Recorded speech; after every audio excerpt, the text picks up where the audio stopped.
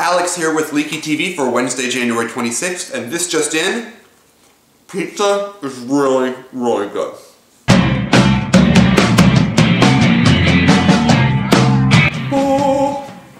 This week's topic is if you could change one thing in Harry Potter, what would you change? Go!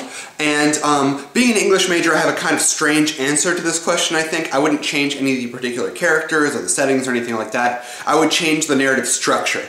Having to be in Remus Lupin's head as much as I have been to write songs from his perspective, I've always wondered why he wasn't more present in the first two books. And it's something I've always said very often, that it's not Remus's fault that he's not in the books, it's J.K. Rowling's fault. I understand that there are good reasons not to tell Harry and therefore the reader certain pieces of information until later when they're more dramatic, but some things just don't make sense to not be revealed. Like, how did Sirius Black, being the one who sells out the Potters, never come up in Harry's first 2 years at Hogwarts? I feel like that would be one of the first things his friends would tell him. That would be an integral part of the terrible myth of what happened to the Potters and the whole boy who lived thing. On a similar note, it's not until Harry's 4th year that he even finds out about Death Eaters and the Dark Mark, which again seems like really important information to Harry freaking Potter. Don't get me wrong, I understand it was much more dramatic to reveal the entire Marauder storyline all at once during Prisoner of Azkaban, but still, what the heck? It makes no sense that Remus Lupin would not have been present in Harry's life before that.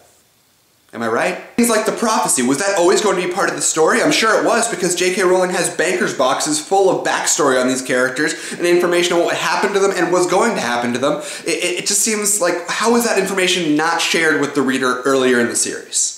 I love the books the way they are. I understand why they are written that way, but it does frustrate me a little bit when I try to piece together a realistic narrative and keep running into these literary devices. I know a lot of it can be explained away as characters just not communicating well, but sometimes I just want to shake these characters in this book and just be like, tell him what's going on! It's kind of like Lost. It drives me crazy.